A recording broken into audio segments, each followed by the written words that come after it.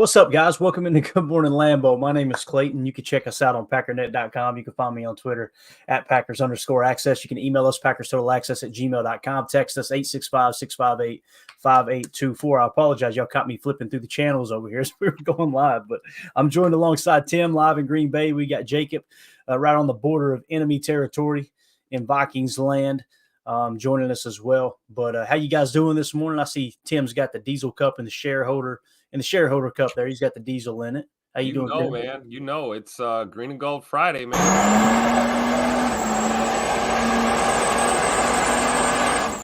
Crank it up. Diesel up. Yeah, it says Packers owner. It should say like Vikings, Bears, Cowboys owner. Oh, Lord. So it just say 49ers owner. I got you. Go. Let's do it. Jacob, what about you? Jacob looked a little bit hesitant there on that last comment. Jacob, what are you thinking, man? I'm still feeling good, man. I'm still as he stares down at the table. I'm still feeling good. I'm just. Oh, we're gonna give him some. I'm just waking up. I gotta get. What do you? Can I start the conversation with something that just bugged the crap out of me? Yeah, absolutely, man. Let's hear it, dude. I woke up, like I said, about 10 minutes ago, and I always try to flip to something Packers right before I hop on here, just in case it sparks something a little, whatever. So I was listening to Matt LaFleur's recent press conference. I just thought, I haven't listened to Matt in a while, and I really don't like press conferences in general. And man, I listened to 7 minutes before I hopped on here. Some of the stupidest questions I've ever heard. First of all, did anybody see when that lady asked the Buccaneers guy, I think he asked the Buccaneers coach about whether or not they're going to prepare to play in the elements in Detroit? And he's just like, it's like, bro, they play in a dome. Playing in a dome. You know that, right? I love AC. Actually, is Todd Bowles. He said we play inside. So I mean, there's going to be 20 seconds when we walk from the bus to the building. I think we'll be able to handle it. Yeah. Now, in her defense, and I was hearing Wildy and them talk about this, which Mark Tauser was cracking me up on Wildy and Tausch. He said, it's amazing how reporters and media members just go to bat for each other. Like if someone on a team, if a coach or a player says something that they deem inappropriate, they all come running like, how dare you? If a reporter does or says something stupid, they all come to each other's defense always. And, I don't know if I agree with it to the extent that Tausch was talking. Well, but I will say this, though. In that situation, like Wildy did point out, sometimes news stations will send just regular anchors in to, hey, go down there and cover that press conference. So maybe she didn't know, right? Or maybe she was referring to the fact that, hey, you guys are going to be up here for 3 days out of the week and it's, -6 degrees. How are you going to get acclimated to that? I mean, there is a factor to that, right? But, I think you get one of two reactions. Either someone doesn't care or the other people are going, what a moron. Well, the one I was talking about specifically in the Matt LaFleur questions, they were asking him like 5 or 6 consecutive questions about being under center. And those are just more annoying because you could tell that for whatever reason, whoever was asking the question was really in on that. But then it came to the next guy. And again, I don't know who it was because I don't care about the reporters or whatever. But they said, Oren Burks is playing a really good linebacker. Do you think that they use him more in the run game or more in the pass game? And Matt LaFleur just took like a 2-minute or a 2-second pause. And he's like, well, he's the starting linebacker in their base formation. So he plays both. And then that was like, next question. And then it was just like, what is going on? Like, bro, I don't know. Stay off the damn weed. Exactly. So, when it comes to that stuff, that's what Matt LaFleur was saying earlier in the year about the 2-down linemen. Like, you guys are exposing yourselves. Like, you understand that our outside linebackers are edge defenders. They play defensive line. And listen, if you don't know that, it's totally cool. It ain't a big deal. But when your approach is, you guys got cut apart on defense. Yeah, right. Why did you only have 2-down linemen in? I love the fact that the coach is like, well, you little mother. Slap them up a little bit. But that stuff drives me insane. It's just like the whole, I can't believe we did this on defense. Well, you understand that by doing that, you are taking away this. Therefore, by doing that and taking away this, the other team now can do that. Unless you take it away, then you have to take that away. Like, it's 11 versus 11. It just amazes me how people will, especially the ones who are on their high horse, like these coaches, they just don't understand. Like, there's one, and I will not say his name. He's been doing a podcast forever. I mean, forever. And his whole approach was, well, your problem is Joe Barry. That's how you fix the problem. Because immediately after that, there was one of the bad losses. Matt LaFleur came out and said, they said, are you, basically the first question he got was, are you going to move on from Joe Barry? Essentially is what he was asked. And he said, well, right now I'm looking for solutions. And that guy was like, how can you be so stupid to not know that's your solution? And I'm going, you have no clue what you're talking about. Bringing in another DC or firing Joe Barry is not going to make, Devondre Campbell cover his zone. It's not going to make Ja stop biting on double moves, right? Like, it's not you just get rid of him and now the problem's fixed. We know what the defensive play calls are to a certain extent. And anybody who's got two brain cells to rub together can watch the tape and go, hark, he just messed up. Guess what? It happens. It's not the roast of players. It's just the society we live in is when something doesn't go the way I want it, somebody's got to pay. That's just the society we live in. Now, is like I said, we've said all year long, are there better options? I guarantee you there's better options for Joe Barry. The question is who? And can you get them in here and not mess up the chemistry and not set back the time it's going to take to teach that defense, to teach those principles, for your players to get acclimated to them? People don't want to accept this. And I didn't know we were starting with Joe Barry. This is wild. People don't want to accept it, but if you run Joe Barry out of the building, everybody thinks that everything's going to be fixed and everyone's going to be happy. Preston Smith's going to be pissed off. Kenny Clark's going to be pissed off. These players that have went to bat for Joe Barry all year long, they're going to get pissed off. So you're going to have several players that are kind of like, maybe they think, well, crap, I don't want to be here then. Well, and think about the fact, like right now, we all kind of think fondly about the days of old of Dom Capers and even Mike Pettin and even, you know what I mean? Guys that we thought at the moment were like, we could do better. But then a couple seasons go by and you turn around and you're like, oh man, maybe we kind of ran that guy out of town a little too early, you know? I mean, think about, like you talked about all the cool pick sixes. We remember the end of the game sacks, the forced fumbles, a lot of that stuff. The Clay Matthews, the Kevin Green. It's time. It is time. Like, we look back on that, and in the moment, we're like, we need a new DC. You know what I mean? Or maybe we need a new this, a new that. It's like, dude, maybe we got to chill.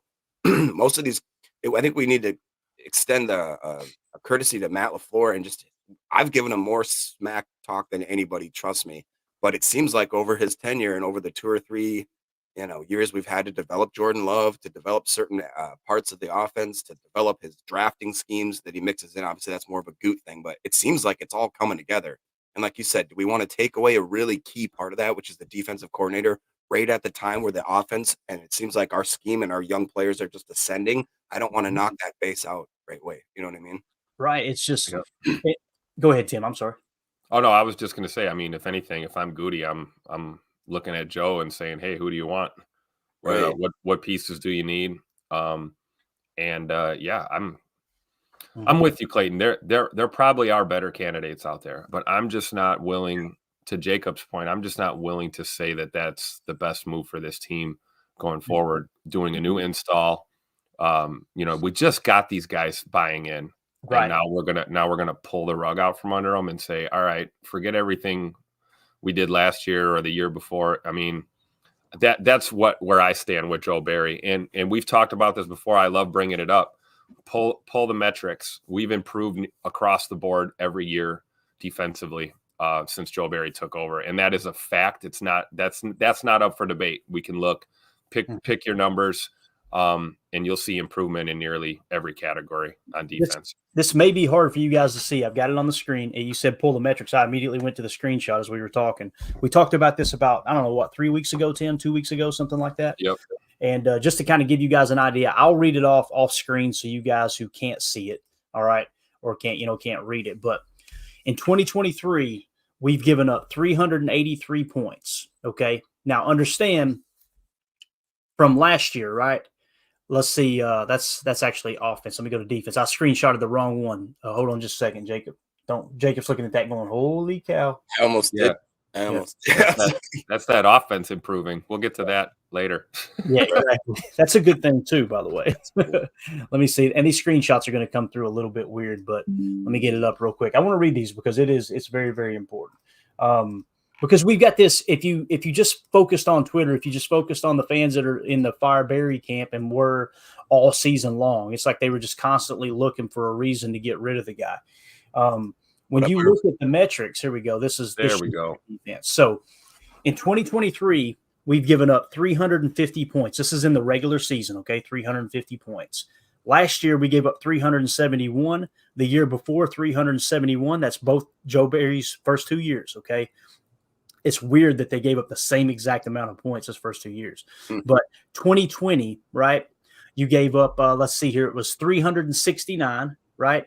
And in 2019, it was 313, okay? So when you look at the defense and how it's kind of evolved, we ran Mike Pettin out of town for giving up 369 points in 2020, right? So you bring in Joe Barry, and he gives up 2 more points than Mike Pettin. And then in 2022, he gives up 371 points, the same as the year before, right? So you're like, well, dang, we gave up just as many points with Joe Barry. This year, 350 points, 21 points less. That's better than Mike Pettin's 2020 season, okay? And then you go, okay, well, his better year was 2019. It was, you're right, 313 points. The year before that, 400 points, 50 more points than we've given up this year. So you see it improving. Overall yards. Last year, 5,723 yards. This year, 5,696. We're better this year in total yards. Passing yards, we dipped a bit. Last year, 3,351. This year, 3,515. Now, why is that? We're playing more man coverage. You got more explosives in man coverage. So what's the other thing you do here this year? People were complaining about the rush defense last year, right? Yep. Here you gave up 2,372 rushing yards. This year, 2,181 rushing yards. You gave up almost 200 less rushing yards this season.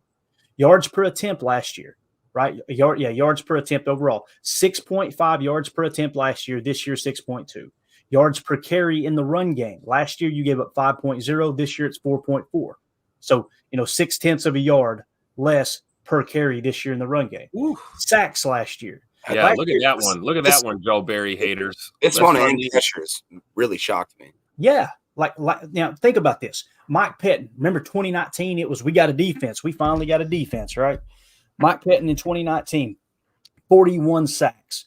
In 2020, 41 sacks, right? This year, Joe Barry's defense, 45 sacks. Last year, people would say our pass rush was a strength, right? Rashan Gary, he actually got hurt and they dipped because of that.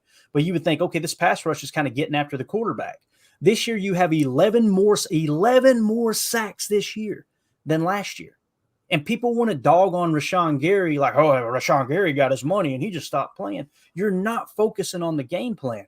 You can tell that they're keying in on the run more, not being as aggressive in the pass rush, making sure they don't rush all the way up the field past the quarterback. Since the DeVito game, we scream we want adjustments until we make the adjustment. Then it's, okay, now it's the player's fault. No, that's not how football's played. We started the conversation with it. You can take one thing away, but you're giving something else up. That's just the way the game works. Now, pressures, too. You guys know I focus more on pressures than sacks. 194 pressures last year. This year, 224. By the way, the big glorious year of 2019 for Mike Pettin, right? He had 238. And then in 2020, he dipped all the way to 176. Joe Barry absolutely smoked that this year. Almost 50 more pressures this year than 2020 Pettin's last year. Now, the big thing that stands out is the turnovers. Yeah, the turnovers is the big thing. 24 turnovers last year. This year, only 17. So you're 7 less turnovers this year. Why is that? Man coverage. Man coverage. Mm-hmm. So, and listen, I'm not totally against man coverage. You guys know I'm not a big fan of it. But the point is, when you say, okay, we want to play man coverage, we're tired of playing this soft shell, you take your eyes off the quarterback. Go back to the play, the pick 6 from Darnell Savage, right? What was he doing? He had his eyes on Dak the whole time because we were playing cover 3 spinner, essentially. And we were firing the will, if I remember correctly. So, it's just one of those things that, as a fan, you've got to try to understand what are they trying to accomplish in these specific situations. And the answer always isn't, it's that guy's fault, burn him at the stake, right? And again, I don't care what the position coach is, who the coordinator is. Hell, even the head coach. I love Matt LaFleur. But if you're telling me we can bring in this guy and it's going to improve the team, I'm all about improvement all the way across the board. It's what I said about Aaron last year. People were saying, we need to go to Jordan. We need to go Jordan. I'm like, if you can guarantee me Jordan's better, let's do it. But no one was taking that bet last year. Now, it turns out with Aaron with a broken thumb, Jordan has played better this year. Bro, we're off to the freaking races, right? But it's just you got to look at it from a logical standpoint. And if people want to fan emotionally, that's cool. I don't care. Do what you want. But when you hop in my Twitter mentions and start scolding me because I'm quote unquote a Barry apologist, and then I say, hey, let's go watch the tape together. I'll show you what I'm seeing. Maybe I'm seeing something wrong. Oh, they don't want to do that, Clayton. No, sir. So, yeah, we just want to make sure that this podcast is covering that, right? To the best of our knowledge. Like I'm not sitting here saying we do everything perfect. We're the farthest thing from it. We're going to try to find the correct answer. And we've got former players, former coaches, college coordinators that I'm in communication with where it's like, hey, what do you think this was right here? What do you think the issue was there? It's not just me going, I figured this out, right? That's how you end up looking like a doofus. So anyway, Jacob, what else you got on that topic? Oh, man, that sums it up pretty good. I don't think we need to drill that anymore. Cool. Good deal. Nick McSwain in the chat earlier said, Clayton, I've heard the Niners like to disguise their defense a lot. Has Love went against defenses that do this before? If so, how did he do? So everybody, Nick, everyone in the National Football League disguise their looks, right? They disguise their blitzes. They disguise their defenses. Some teams do it better than others. They do. And some people spend more time focusing on that, as where other teams will just try to kind of play their defense. But to give you an example, when we talk middle field open and middle field close, that's not pre-snap. That is the end result, right? 2 on the shelf, middle field open, right? That's the end result. So they may come out in a single high safety and post-snap rotate, right? So when we talk about middle field open, middle field closed, and you look at the analytics, you look at the stats, like with the 49ers in general, they play middle field open more than they play middle field close, but they still play middle field close, like, what was it, 40% of the time or whatever it was, right? So it's a lot more even than sometimes it sounds like the conversation is leading you to believe. We just always want to key in on here's what they actually do more. Now, it doesn't mean they won't change it up this game, but yes, he has faced plenty of disguises this year, no doubt about it, Nick. Kansas City comes to mind. They do a lot of the late rotation. And let me give you how Jordan handled that game. Remember Minnesota, New Year's Eve, right? I showed you guys how they were sugaring the heck out of him at the line of scrimmage. And then they did that rotation where they run a invert Tampa 2, right? Perfect example of disguising. Right there, dead fish, right on the money. Yeah, perfect. You got it, dead fish. That's exactly what the Vikings did. You seen what he did to the Vikings. Now listen, what's the difference between the Vikings and the Niners? Everything. You show me who plays at Nick Bosa's level off the edge for the Vikings. You're not going to find him. Danielle Hunter's a good player. He's not Nick Bosa, right? They don't even have an Armstead in the middle, right? They don't have a Travarius Moore at the corner position, right? They damn sure don't have a Fred Warner patrolling the middle. Right. I mean, he makes that defense go. So, let's see. Nick McSwain said, okay, you're back to that comment. Good deal. Do you could I highlight a comment? Well, I can't literally highlight a comment.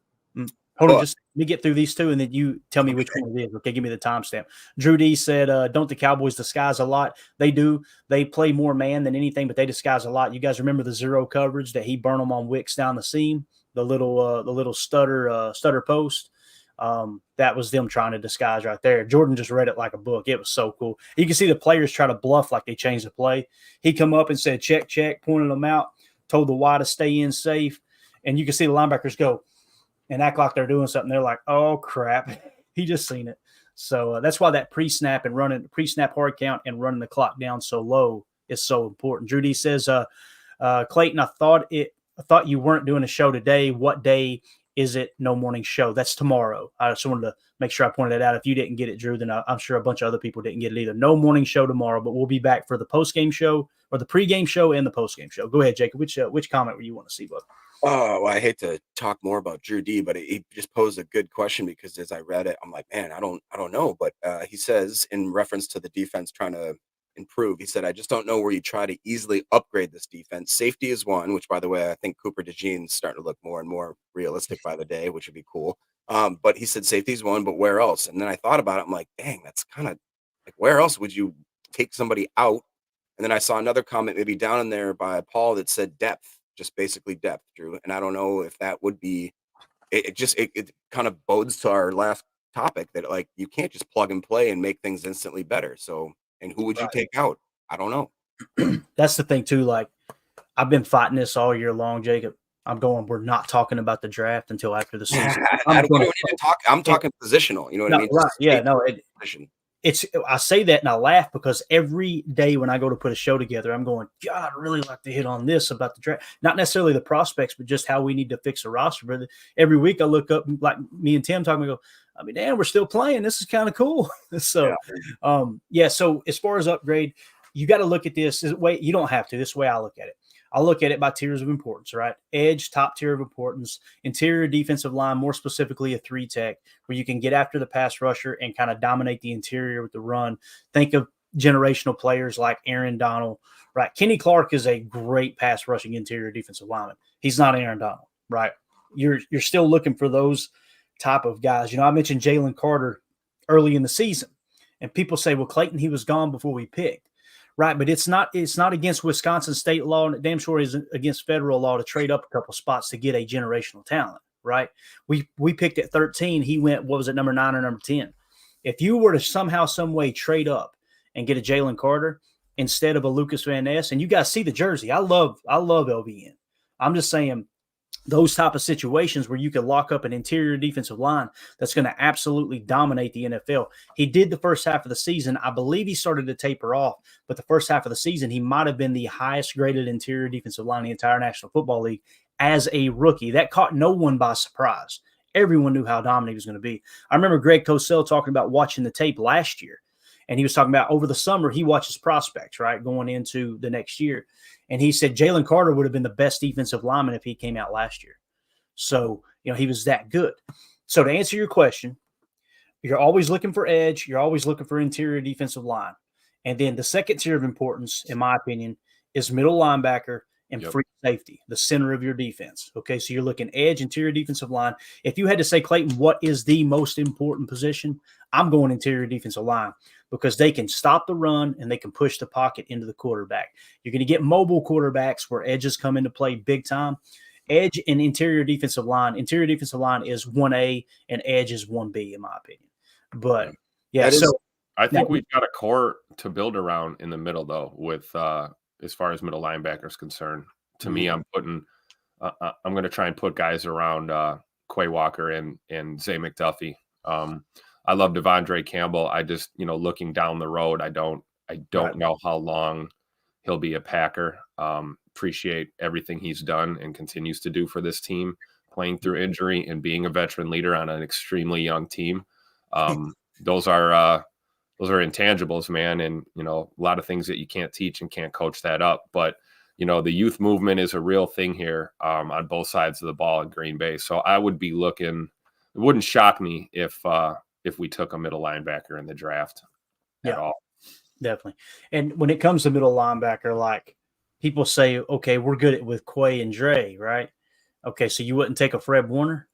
I would. You know what I mean? Well, they don't grow on trees. No crap, genius. I love it when people say it. Like last year, I was going, I think we need to put a little more emphasis on tight end because you look up at the end of the year and the final 4 teams had good tight ends. They had good centers.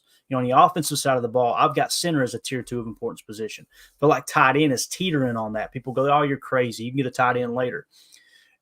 The mindset of you can get a tight end later is how you end up missing on a Travis Kelce who was drafted later, right? So it's just this mindset of, well, we just need to put a little less emphasis on that. I don't think it holds too true. Now, Paul Robertson in the chat said, Philly and San Francisco, the Jets always draft an extra D lineman. Jalen Carter, they took Jalen Carter, and the year before they took his teammate Jordan Davis, remember? Stud, interior defensive lineman. They already had Fletcher Cox when they took Jordan Davis. And then they turned around and took Jalen Carter after they took Jordan Davis. Same thing, like you said, with the Jets in San Francisco. That's how you build the core of your team, man. They're the closest player to the football every single defensive snap, right? Yeah, that's the most important, right? Defensive line and offensive line. Yeah. And you look at this Packers team, that's where we need to start, really. Yeah. More important than Paul's comment there of Philly, San Francisco Jets always draft an extra defensive lineman. AFAM jumps in and says Paul eats avocado toast for breakfast. There you go. You Sounds sure like about that? Continue. You sure about that? Oh man, let's see here. Mikey, and see, here we are talking draft, guys. I knew you, Jacob, this is your fault. Mikey said, can you imagine the schemes that could be drawn up with Cooper DeJean able to play both DB and safety? Now, some people will go, wait a minute, no, you don't want that type of player. They said that about Branch last year, and Branch has really, really improved that line's secondary. You guys know that was my big draft crush last year. So, yeah. I think it's ironic they kind of talked smack about Branch and Hamilton the year before, and they both came out in their rookie years and kind of went off. Hamilton's a stud, bro. Hamilton is just, you could see that. I had him as my number 2 prospect, and when he started dropping, I was going, God, I would pray. I pray to sweet baby Jesus, Green Bay be willing to. Could you imagine Kyle Hamilton playing safety right now in this Packer defense? I mean, he's a top 5 safety in the league. Some people would argue he's the best safety in the league. And he's what makes that Ravens defense go. People say he was gone before you picked, Clayton. I know. RAS, Goody wouldn't have grabbed him. His RAS wasn't there. Yeah, there you go, man. There you go. So hey, we're gonna give Savage another $5 million, so he'll be back. Don't worry, listen. I can't believe I'm about to say what I'm about to say. Oh boy. But if he continues to do what he's doing right now, I'm cool with $5 million. Because you have nothing else in that safety room coming back, right? Let's kind of set that floor. The problem is he's shown flashes in the past, and then last year he graded out as one of, if not the worst safeties in the league, right? So this is a totally different ballgame this year. Did it finally click? It may have. And again, it doesn't matter what we think. When I'm sitting here talking, when I'm dogging on Savage and I'm watching the tape going, I don't understand what he's doing, and PFF is grading him in the basement, I always end my thought process or my conversation with, I don't know 0.001% of a football player evaluation as Brian Gutekunst does. So the fact that he put almost $8 million into Savage this year, I have to step back a little bit and go, now 2 years of him playing bad, I was sitting there going, I refuse to get on board anymore. Then lo and behold, he gets a pick 6, grades out the best defensive player on the field, and has been grading out consistently in the 60s, if I remember correctly. Yeah. I need to pull that up. I'm going to pull that up and fact check that. Savage has been making plays this year, when he's been out there.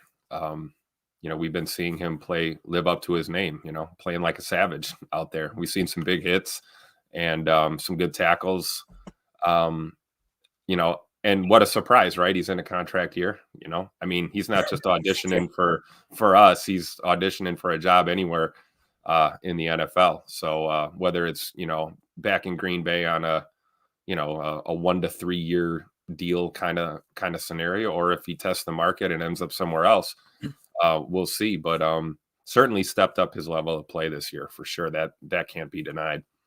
Yeah. And when you look at his grades this year, starting week 1, 73.5, week 2, 51.8. Yeah. Week 3, 63.2. Week 4, 51.9. Yeah.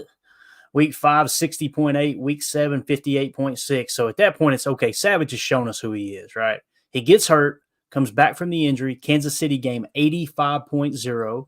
Give you some hope. But then week 14, 57.9. He misses 3 games, comes back 56.7. Then in week 18, 69.9.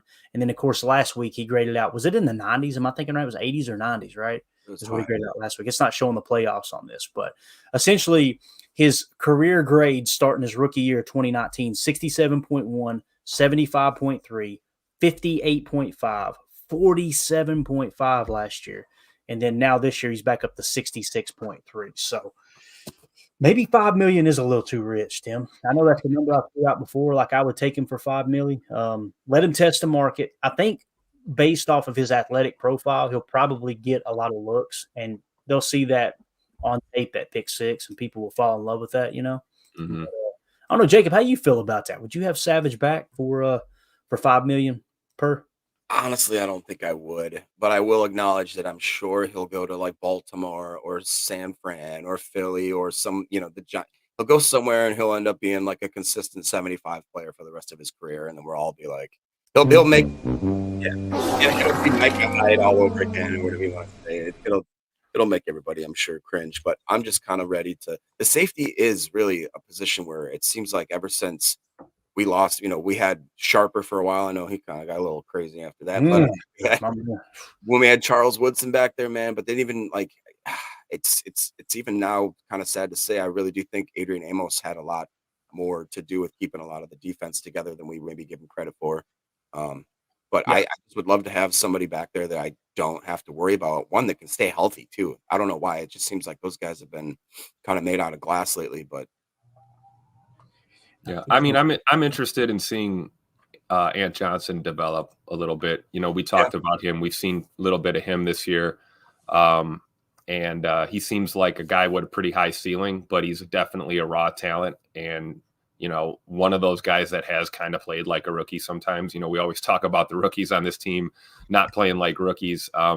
We've seen a little bit of that from Ant Johnson, but I think he's gotten more comfortable and has improved as the year's gone on. So, I mean, he's going to be there. The question is, who do we bring in there to complement that? We haven't even talked about your boy Rudy Ford yet, Clayton. Oh, we about to. Watch this. Yeah, there we go.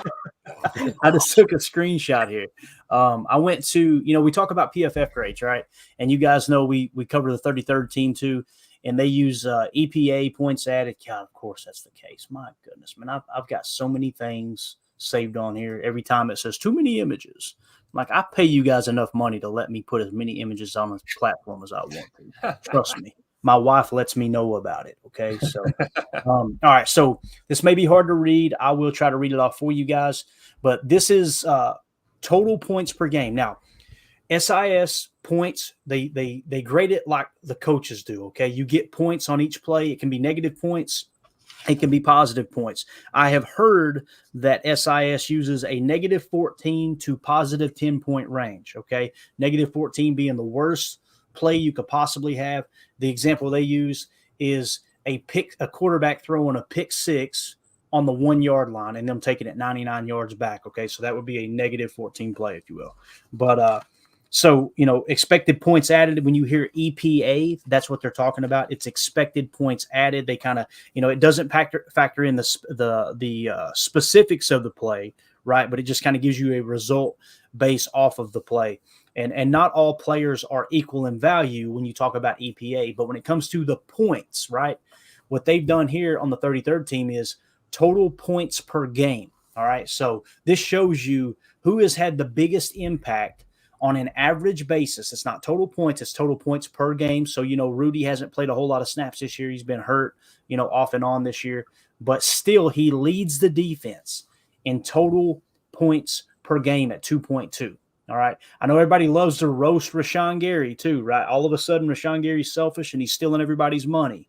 He's second on the team at 2.1. All right. This is how coaches think. All right. So keep that in mind. Keyshawn Nixon, 1.7. Kind of mind-boggling, right? Now, is the PFF grade important? Absolutely it is, right? I put a lot of stock in PFF. I put a lot of stock in this too. So where is Darnell Savage? He is all the way to, I think I counted it off, he's the 22nd highest graded player according to SIS data on total points per game at 0.4. Okay. So when you look at the PFF grade, you look at the total points, that's after the pick six too. Keep that in mind. I wonder what that graded out at. You know what I mean?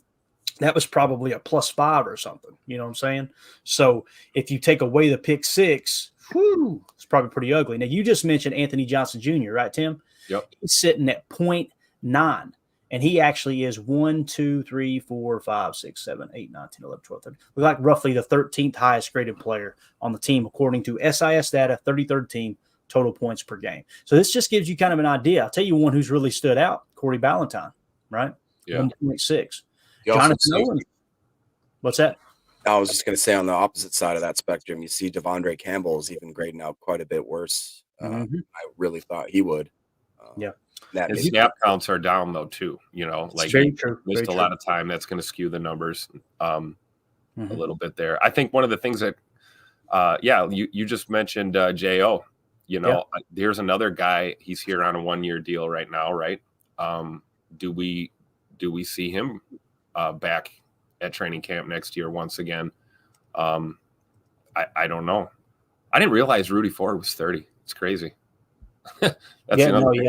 I noticed that there too. I didn't realize he was 30.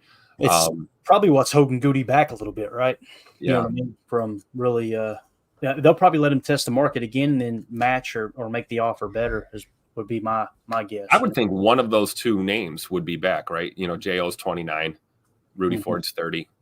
I think one of those quote unquote veterans would be back, you know, or Savage.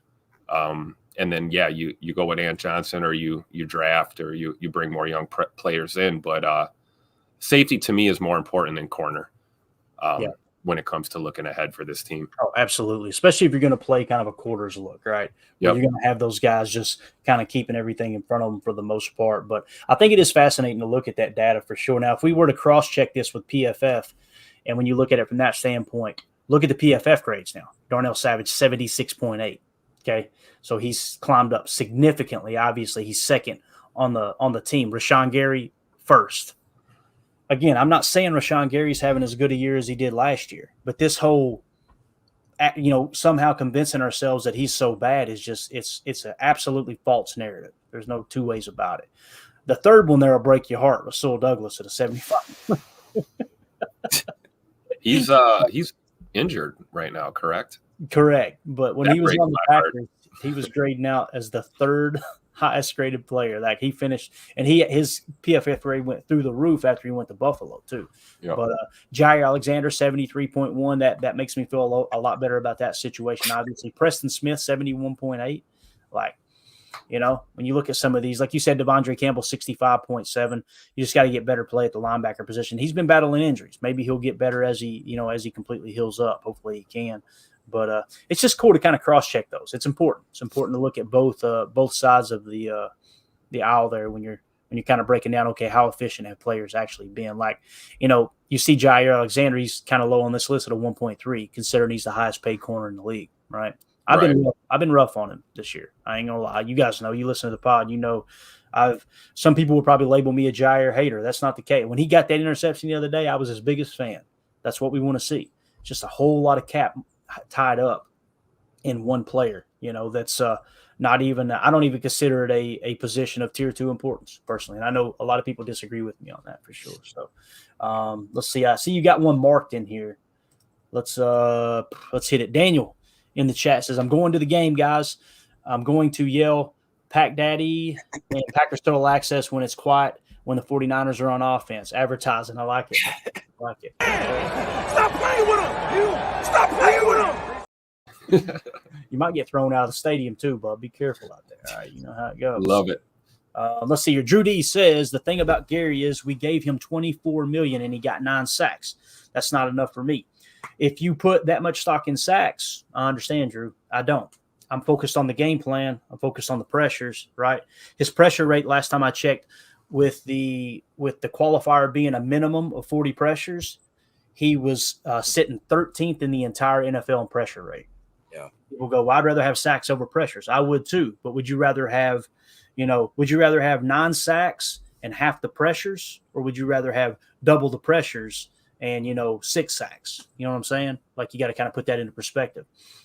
Same thing with the running game. When you look at the game plan, you look at what he's actually doing.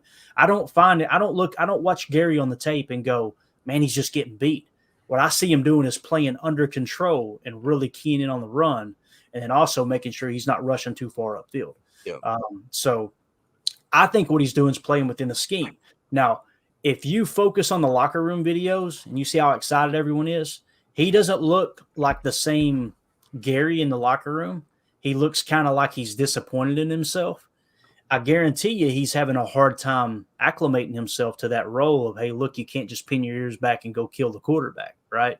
And I respect that about him.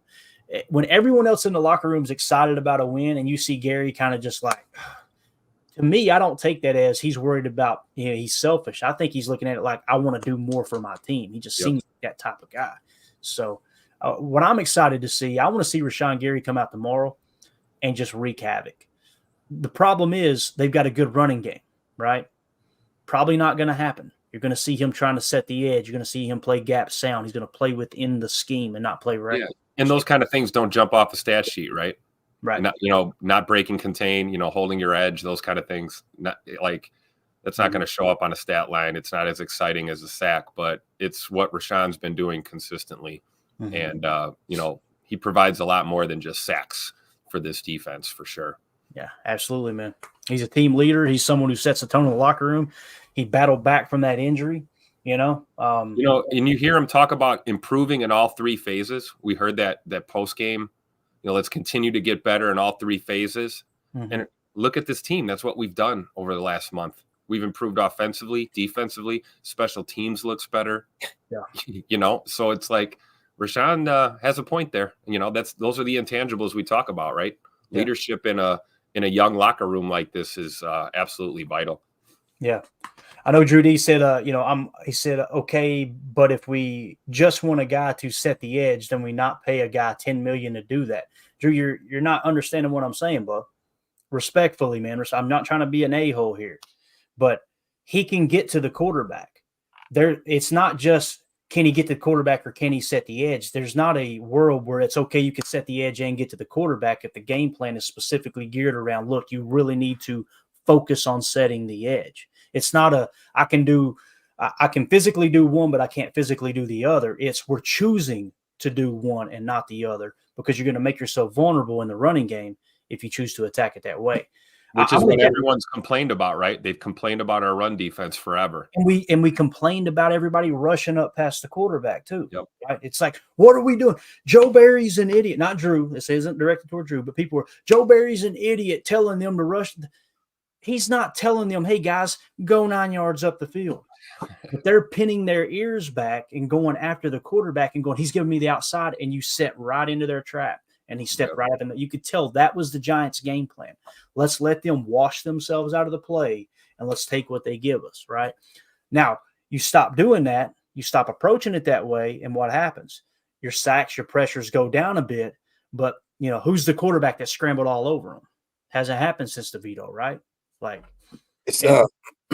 Purdy can do it. That's the thing. So if this is the game, that's why I was saying I would love to see Gary come out and dominate. But if you have that same mentality you had going into the Giants, watch Brock Purdy step up in that pocket and take off on you, and you will have PTSD of Colin Kaepernick. Go ahead, Jake. I'm trying to phrase this in a way that won't get us in trouble. Is there any way that with the fall of Kingsley Enagbare that we may see the rise of Brenton Cox Jr.? Oh my man, you're so excited. Jacob's got to put his boy in there for sure. This is now, Jacob. I know you love Brenton Cox Jr. I know I was so excited about him coming in, and I'm still excited. I think he's a player that in Don't show me his grades or stats. I don't care. Here's the thing though. When he played early in the year, everything we're talking about with Rashan Gary right now, it applies times 20. That dude was just reckless. He was all over. I mean, it was like he could only see this much of the field and was just like, I'm going to beat this guy in front of me and I'm just going to go in that direction. And they're literally running a power play in the opposite direction. A 300-pound lineman went by him. He didn't see him, and the running back. It's like, all right there, Hosscat, calm down a little bit. Let's slow down and set the edge a touch. So, you're going to see him. I believe you're going to see him. I mean, who else is going to play edge, right? Like you got LVN, obviously there's going to be a heavy rotation there. You'll probably see more of LVN than you will see of, you know what I mean? Like normally LVN was getting, I don't know how many snaps he's been getting here lately. What was it, like 15 to 22, something like that, if I remember correctly? You'll probably see his snap count go up to like, say, maybe 28. And Brenton Cox won't get nowhere near what LVM was getting, but he might get 5 if he's active, right? And who knows, Jacob, we might be looking up on Sunday or Saturday and you losing your mind on the postgame show because he just balled out, right? I mean, he's got a ton of talent. There's no doubt about it. And one thing that was cool is he's really, really controlled his attitude too, that was something we were worried about, right? Him coming into the league. So, let's see here. Let's do this real quick. You sent me a video, Jacob. Let's have some fun with this. And then we're going to talk a little bit of sideline throws. This is a video Packers.com put up and Packers Twitter put up. They asked, what was the question they asked these players again in the facility? Jacob, you remember exactly? They said, which one of your fellow teammates would you let date your sister? God, such a bad question. So they asked, of all the people in the building, Who would you let date your sister? Here's the players' responses. Which teammate would I let date my sister? None of these dirt bags. None of them. That's the only answer. None of them. Try me. You ain't touching my sister. Anders Carlson. Anders Carlson. Nobody. Man, it's tough. Probably PT. I say PT. Patrick Taylor. All these guys are dirt bags. None of them. I'm the real big bro. Yeah, nobody ain't date my sister. I would let Jaden Reed date my sister. I feel like he'd be such a good guy. Nobody. I don't have a sister, but nobody, absolutely nobody. I love everybody on this team, but I ain't trusting y'all with my sister. Come on, man. Tucker crowd. It should have been a guy. He a good guy. No, not near one of them. No one. I love this team, man. I love it. Jacob, that was a heck of a find, dude. As soon as we logged on, too, before you got on here, Jacob, Tim said, hey, Packers put out a video. We got to find it. He was talking about that one, right, Tim? Yep. Jacob's on the ball for sure. Yeah. I like it. Anders Carlson. Everybody going to try to pick the kicker. Like, yeah, let's just get that little Mr. Innocent Anders Carlson. Looks like he's an accountant or something, right? But, yeah, love it. All right, so there was some talk. I had a Greg Cosell video queued up. We're at the 46-minute mark. We could play it if y'all want. It's like 8 minutes long, and we could pause it in between. Greg Cosell is so good at breaking down the tape. You guys want to hit that as we wrap up here? Is that cool with you guys? Yeah. All right, cool. This is Mike Wall first talking about sideline throws. It's 40 seconds long. He's talking about how there's going to be opportunities along the boundary of this defense, especially if they continue to play cover 3 zone, which is something that they're kind of notorious for doing. Out of shell, they'll rotate and play cover 3, blitz a little bit too. But here's what Mike Wall says really, really quick. And now that deep out, and this happens a lot on tape, because there's this, it's not that it's panic, but when you're showing 2, and maybe you're not comfortable playing 4 yards off, and now you got all of a sudden, you got your deep third of the field, man, you're going to turn around. You're not getting beat deep. And so some of this deeper stuff, as they switch from showing a shell coverage to a single high or vice versa, when they make these switches, when they bring a safety off the edge and they're playing 2 behind it, and so that deep player has the slot receiver that we showed earlier, those are the opportunities. Like, these are gimme throws now for Jordan Love. And all right, so he's just talking about the gimmies, right? Talking about the gimme throws. Rather than go to Greg Cosell, let's do this real quick. So just to kind of draw a little bit on the screen here, you guys can see this, right? We're going to nerd out. I want you guys to cut me off at any point, any questions, any comments, anything you see that I might be missing here, okay? So let's make this conversational, as they say in the business, all right? So this is kind of one of their nickel looks here. All right, you'll notice they've got 2 interior defensive linemen. Look how they got the close split there together. One looks like he's playing a 1 tech. The other's playing that 3 tech. They're trying to create an isolation, push the pocket in the middle. There's Bosa. There's your other edge, right? So you're bringing 4 on this play is what it looks like, right? On this specific play, they actually fired the cat blitz, okay? So notice how they've kind of shown this modified shell look. Now, this guy's rotated down pretty heavy right here, right? So you're kind of tipping your hand early there, but they're still showing shell. So if you're bringing these guys right here, right, you're bringing these 4 on the blitz and you're firing the cat, then here's what the coverage rotates to, right? Deep third, hook zone, deep third, hook, and hook, right? What Mike Wall is talking about, if they do play this defense, right, then zone's covered, deep's covered, they're going to fan it out. They're going to play it tight until those guys really start to stress that vertical aspect of their responsibilities, right? But when you look at where these zones end up sitting, where's the soft spot, right? And when you look at it, let's draw it in blue so it's a little bit easier to see. As those guys bail out, your soft spots become here. You see what I'm saying? Underneath that corner that's dropping deep.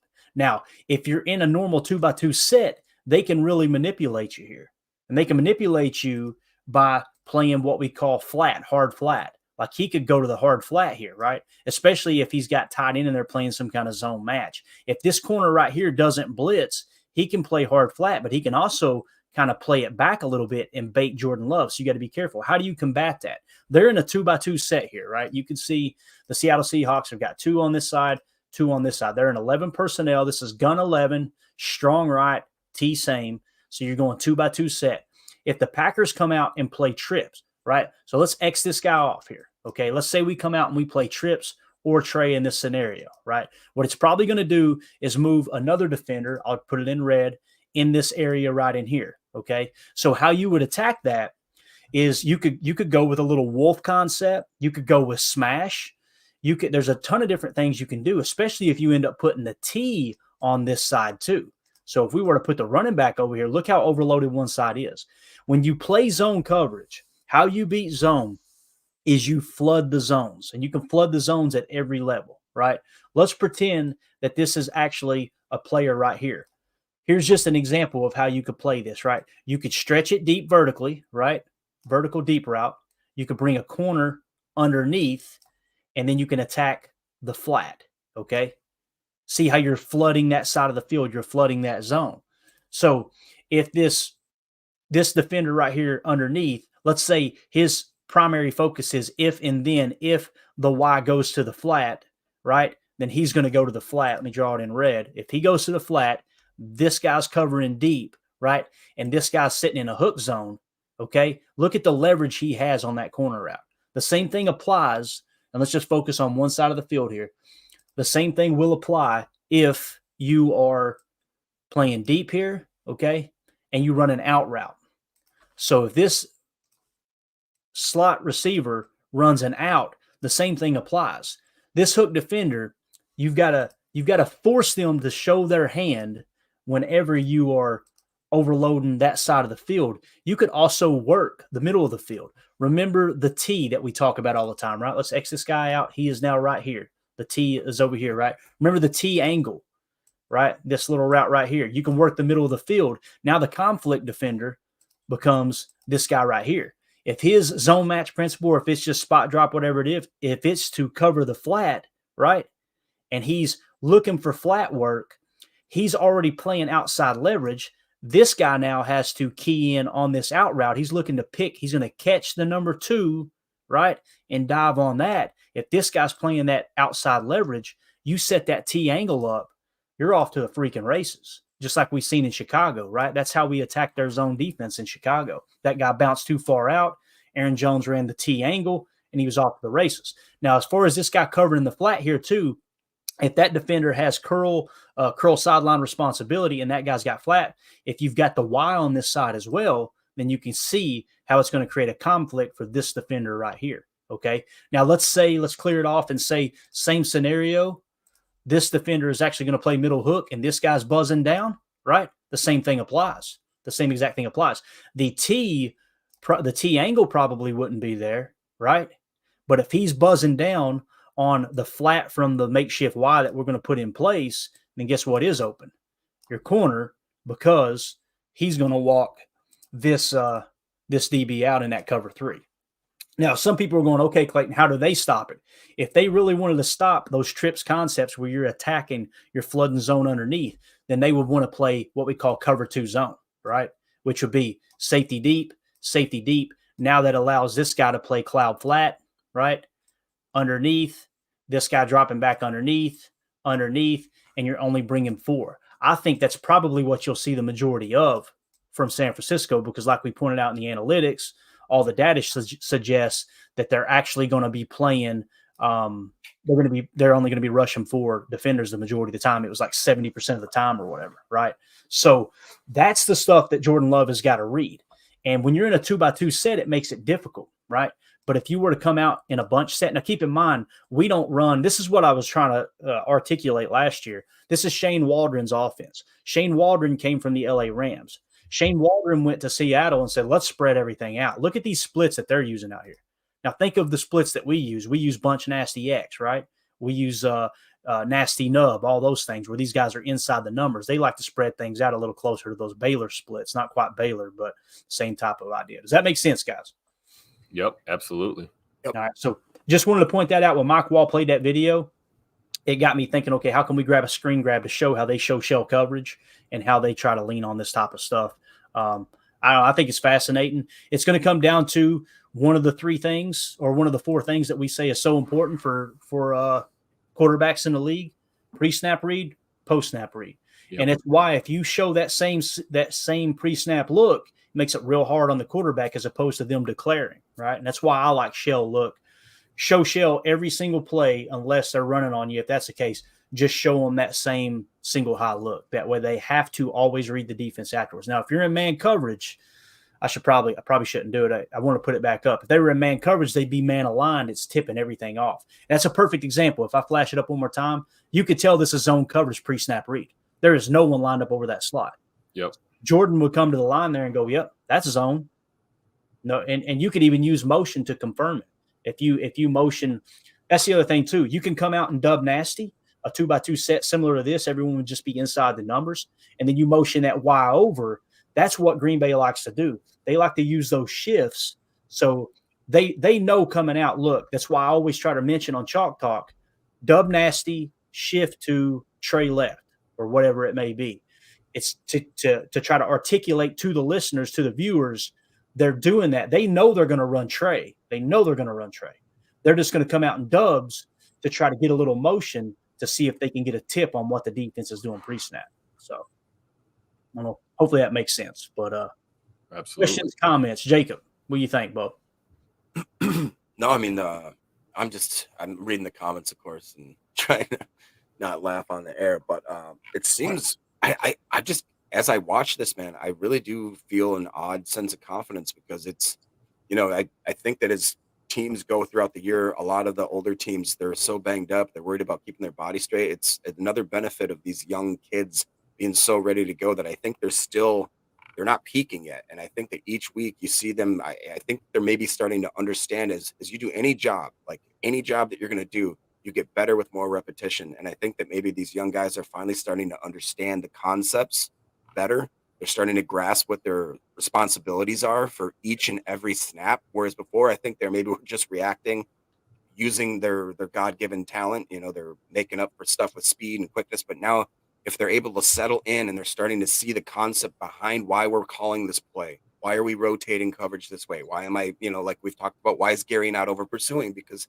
that means that it could break the play and we could end up screwing ourselves. There's a lot of it, I think, is starting to actually sink into them mentally and starting to match what they can do physically. Yeah. And another example too, if you look at just that screen grab, look how open it looks for the run there. You know what I'm saying? Yeah, like the box is real light.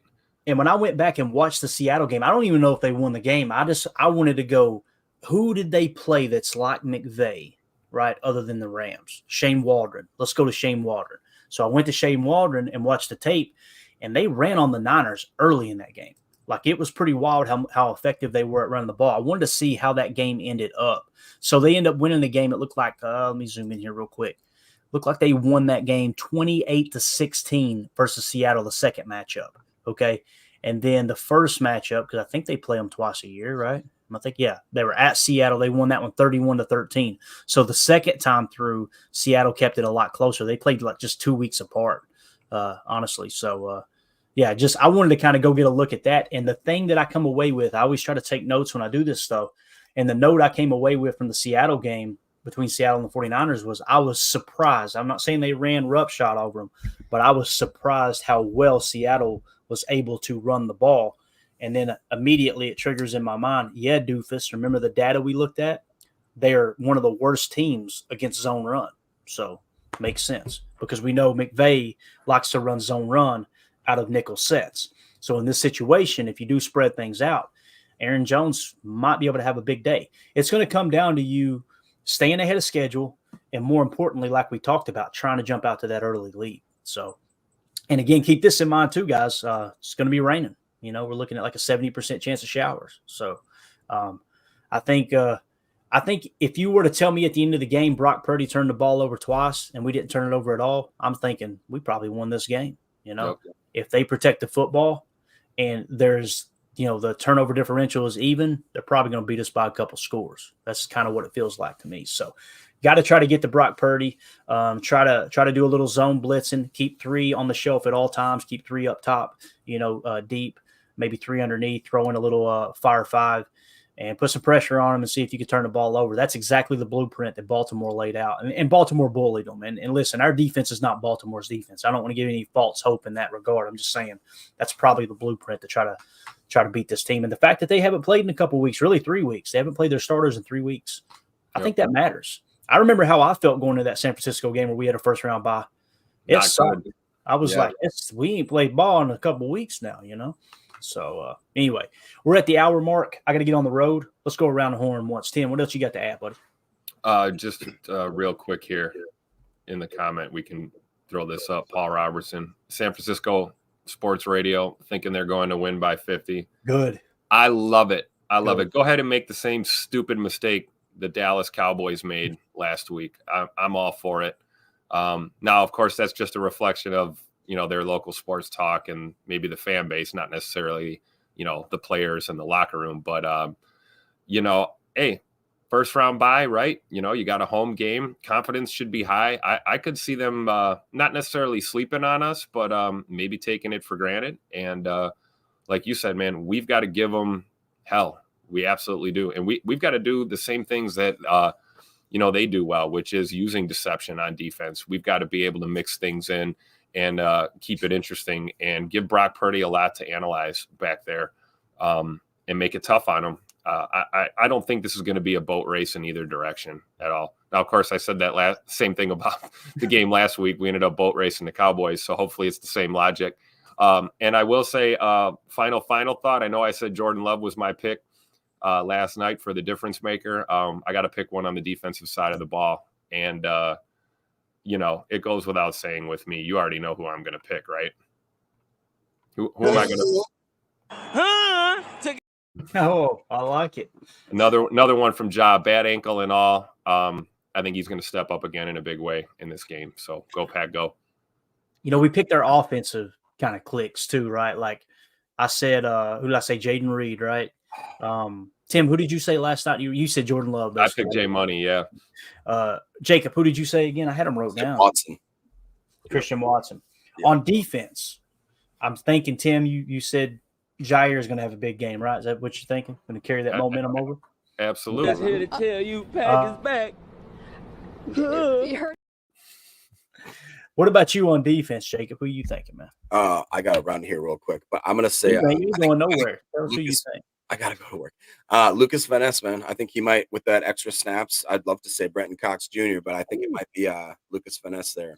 But that's a good point. It's a good point. Get out of here, Jacob. Go make some money, bud. Later, guys. Go Pack, go. See you. Mine, man, you got to go with the first thing that comes to mind, right? And the first thing that keeps coming to mind for me is Quay Walker. I don't know why, but I just feel like Quay's going to have a day. I feel like there might be a couple opportunities in the middle of the field, especially if we go to play a little little spot drop. I think he might get a pick here. I don't know, man. We'll see. I love it, Clayton. I love it. If we're playing from ahead, that's going to be the key. But it's going to be a heck of a task to get out to an early lead on this team, and they're so good. That's so true, but that's a similarity to Dallas too, right? It's the same formula. San Francisco, if you get a couple scores on them and make them play from behind, that's your best shot at winning the game for sure. So we got to go all gas, no break right away from the opening kickoff to the end of the game. Yeah, definitely. Drew D, thank you for the super chat, buddy. Appreciate you. He says, do you want to kick or receive? I said receive. Tim, you said receive too, right? I did, but I've been thinking there might be some logic to Jacob's point. Right. Yeah, with the rain too, right? With the rain and just maybe give our defense a chance to start hot, get them out there, get them breathing down their neck, and get a 3-and-out or maybe not a 3-and-out, but a little 5 or 6 play drive that ends in a punt. We'll take it. And then now we get the ball in the third quarter and we're good on our opening possession here. We didn't give up anything. So I don't know if I'm going to fully flip-flop, but I'm kind of leaning towards maybe deferring here and putting that defense out there on the road. Yeah. I'm going to have to stick with it. You guys know traditionally I'm a big defer to the second half. I'm really, really big on that. I like the idea of trying to steal a possession there at the end of the half and get the ball right back after halftime. Yep. But man, this whole taking the ball and putting the other team on their heels. If we don't do that in Dallas, I don't know if that game goes the same way. Very true. Because you put them on their heels and then you turn right around and got the pick, if I remember correctly. And it was just like, And the biggest thing about that opening drive too was not so much, yeah, of course it ends in a tutter. That's what we want. But man, we just ate up that first quarter. I mean, by the time Dak and those guys hit the field, it's like, you know, we almost ate up half of that first quarter on that first drive. So that's huge too. I mean, Brock Purdy's not going to hurt you sitting on the bench, you know? No, he's not. You're right. So, all right, we'll see what happens. It's going to be a lot of fun. Again, guys, no morning show tomorrow, no night show tonight, just like normal on Friday nights. It's date night, so no live stream. We will see you guys for the pregame show for sure and the postgame show. If I get back somehow, some way a little earlier tomorrow, we might do 3 streams, but just plan on the pregame and postgame. And we'll get everything set up. It's going to be a lot of fun. Hey, playing with the house's money, no matter what happens, hell of a season, youngest team in the league, making the playoffs, got your quarterback of the future. You got a wide receiver core that's just looking phenomenal. Got a couple of number ones in Jaden Reed and Dontavian Wicks. You got some solid 2s in Romeo Dobbs and Christian Watson. You got 2 starting caliber tight ends, it seems. Your offensive line is still pass blocking great. Got to get the run blocking short up a bit. Aaron Jones looks like he's got more gas in the tank. Yep. I think we bring him back on an adjusted contract next year. He's the leader of this offense. On the defensive side of the ball, I just hate to see you tear it down and take a step back, take 2 steps back, or, take 2 steps back to take 1 step forward next year. And then the following year, now you take another step forward and you're back statistically where you were Joe Barry's last year. And we're having the same conversation in year 3 going, we need a new DC. I'm just tired of that, man. It's happened over and over. But yeah, we'll see. Let's see what happens there Saturday night, man. It's going to set the tone for the future of the Packers for sure. I think the tone's already set, but man, we got a chance to really pour gas on the fire. If we could somehow, some way come away with an upset win out there, 9.5-point underdogs in San Francisco. Whew, it's going to be good. I love it. It'll be good. Wouldn't have it any other way. But Drew, thank you for the super chat, buddy. Appreciate you. We're gonna walk into Levi Stadium with that attitude. Who do you think you are? I am. I love it.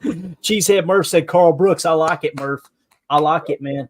Wouldn't that be something? Carl Brooks get a couple sacks, one of them a strip sack. Quay Walker recovers it, and I go, see, I told you, Quay. And Cheesehead Murph would go, see, I told you, Carl. So me and Murph always sticking together. I like it. So. All right, we're out of here, guys. I'm going to hit the road. Appreciate you guys and gals so much. This was a lot of fun.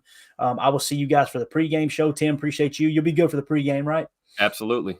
All right, man. I'm looking forward to it. It's going to be a blast. If you guys would hit that like button for us so other Packer fans can find this channel, find this content. The channel is absolutely exploding. We're working on the merch, trying a few new designs, see if it'll get approved. If it does, then we'll get you guys some merch out there. Appreciate y'all staying patient. And if you did place an order, you'll be getting a refund because most likely the product you picked didn't get approved out of the gate. I wish they approved it beforehand, but it doesn't work like that with Zazzle. But they've been really, really good working with us. So we'll get that straightened out. But thanks, everybody. Appreciate y'all. For those of you listening on the pod, thank you for making us a part of your day. As always, let's go out and be the change we want to see in the world. And go Pack, go.